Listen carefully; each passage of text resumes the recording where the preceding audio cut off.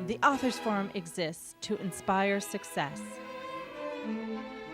We will talk with authors and others in the publishing industry to bring you essentials and advice.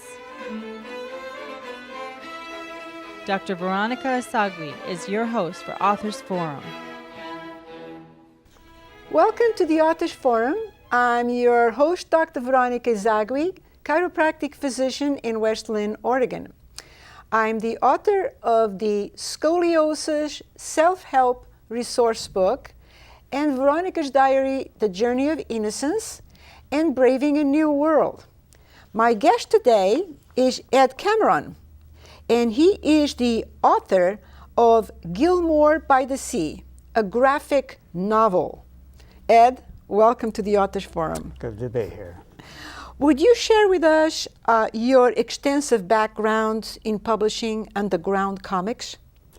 Underground comics, well, as to my publishing experience, I graduated in journalism from the University of Portland, and that was in 1955, some time ago, and was in newspaper work for the early part of my career. I started in St. Helens at the Sentinel Mist newspaper, and wound up shortly at the University of Portland again as their director of public relations. And after several years there, I was up at General Electric in Richland, Washington for several years. This is just a quick span of... That's fine. And eventually landed in Eugene with the state system of higher education, actually teaching a course in cartooning for a correspondence course there, and then took up teaching high school in Eugene at Willamette High School. From there, I took a job in California, in the Bay Area, actually at Palo Alto, with a textbook publishing company, helping rewrite a series of textbooks, grades 1 to 8, and spent the next 10 years in San Francisco, got involved in theater there and the underground cartooning scene there, which is now become more famous as the alternative what we call graphic novels, which combines the cartooning with a more substantial literary level of storyline.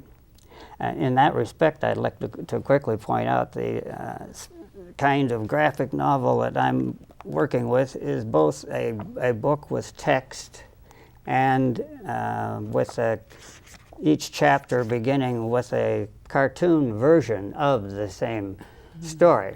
So you have a choice. That's correct. That's true. I suspect that some people will gravitate toward one or the other, and eventually both. And frankly, I use it as an example of how cartoons can work in the school for people, for students who are more graphically oriented than they are written language.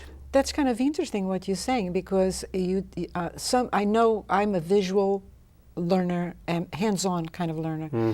Reading something, it's fine, but I like touching and feeling and so on. Right. So a graphic, drawing it graphically, it would help some students. Would you say? Frankly, I feel that education is gradually going to recognize that more. Quite simply because out of any one classroom, there is a percentage who are really out in the dark when it comes to reading matter as such, but who respond visually. And those are the people who suffer through school and finally find that they are cartoonists. Right. And I'm curious, when did you first discover you were able to do drawings, cartooning? Well, frankly, I was drawing in 3rd and 4th grade classes and getting into a large amount of trouble for it. I was just going to say, were your parents for it? Oh, definitely. They were very supportive, and my father actually crafted a large drawing table for me that got me through in many years and a lot of experience. That's wonderful. So you had your family backing you up. That's wonderful. I still have some of the textbooks or some of the cartoon how-to books that I was given at Christmas time. Wow, that's incredible. I understand that underground comics appeared sporadically in the early and mid-1960s, but did not begin to appear frequently until after 1967. Why was that, do you know? Well, actually, I would pin that right on the name Robert Crumb, who is now a very famous, not only cartoonist, but well, he just came out with the story of Genesis, literally, word by word, but he illustrated the words, and they weren't cartoony, they weren't comic, but they were in his cartoon style. So this I would call a landmark in just that evolution that you mentioned, where it became more on the larger population. So that's what made the change, you feel? I feel that, well, actually, he made the change in 1967. He was the first one to introduce an underground comic book, which he published himself in San Francisco and sold out of the back of his car.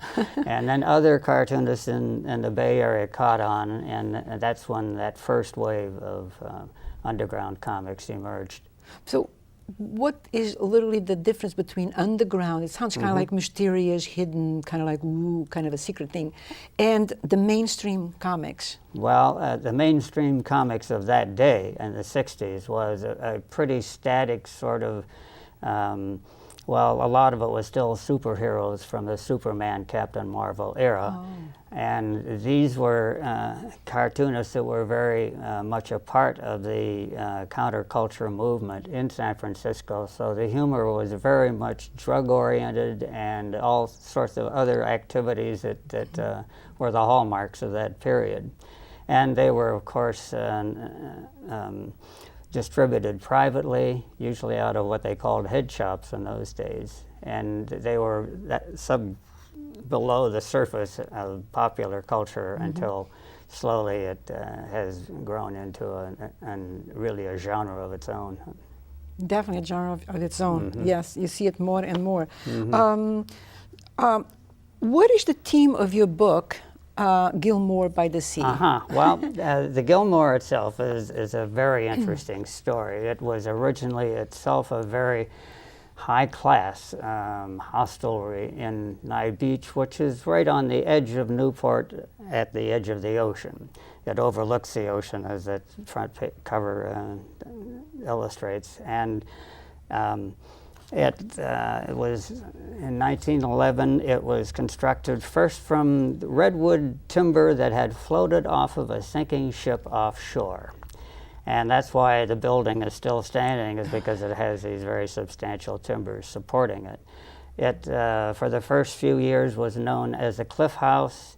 In the 1920s, it was renamed after a Mr. Gilmore, and that lasted until it was sold in the 80s, the early 80s. But during the period of, say, from the 20s to the 80s, the times had come hard. We'd gone through a depression, a Second World War, and after that, it was pretty a low rent sort of place, and it wound up being pretty much a, well, as the famous quote about the book, and you'll find it on the back, of the hotel, it was known as the only flop house with an ocean view and a waiting list. and it attracted a lot of that same counterculture that was gravitating and emigrating from California into Oregon. And you say it's a graphic novel. Now, when did graphic become legal? You know what I mean? Like when you think of graphic, it has some innuendos, and so, you know, what do you mean by graphic? Yeah, well, maybe we should clear that. I would first respond by saying it never has. I mean, it still has that character to it of graphic in several senses. but it's certainly gained its own respectability. For instance, a Pulitzer Prize was awarded to an outstanding example of that work, which is a book called Maus, spelled in the German M-A-U-S, because it's a serious story about the cartoonist's father, who was in a concentration camp during World War II. And the artist interviewed the father after the family had settled in the United States after the war. And it is a profound 2-volume accounting of the father's story of survival. And it made literature out of the comics. And since then, there's been many other works, of serious literary works of in that fashion. Well, let's give a little bit of a taste to our audience and the viewers out there. On your book, would you mind telling us a little bit about the dogs of Nye Beach? Because first you did the cartoons, then you wrote it, and I understand you were also a correspondent for the Oregonian. I was. Okay, so would you do us the honor of reading the chapter 2? Fine. I would like to introduce it by saying that these stories are based on real events, but are fashioned fictionally to, and this particular story and others combine different elements from different stories. And this generates from a news story that I covered, which you will see is on the last page of the book, which is about actually an occupant of the hotel who tried to free his dog from the county animal shelter and made the mistake and actually freed a whole bunch of dogs by going through opening cages, and they all came flying out. And what happens in the story, I'll be reading in the story. But I took that story and combined it with another, really an event, which is the annual election of the mayor of Nye Beach on April Fool's Day. And in this story, it's a contest between one of the characters that lives there and one of the dogs that lives there. The dogs of Nye Beach. See them run the dawn's white surf in packs of 3 or 4. Without owners before the world wakes, chasing conniving gulls into the sea for their morning bath, then to work. Today, Columbine, 7-year-old husky, works the doors at the Sandbar Tavern. Tokay is the Nye Beach Frisbee champ and all-round watchdog. He watches mainly for food scraps slipped to him by the clientele. Today is April Fool's Day, Election Day. Ballots are cast in the sandbar until midnight, which makes a pretty long day of campaigning. Balzac is buying drinks for all the regular customers, plus the new faces who are wandering down from the Uptown Pub and the Bay Haven Inn, people who know a free beer when they smell it. He's also taken Patch's advice to shake hands with the ladies of the Nye Beach market and has ventured even further around the corner to Oceana, a new food cooperative started by street people who migrated from San Francisco. To Balzac, the election looked like a shoo-in until he found out that Tokay is running against him.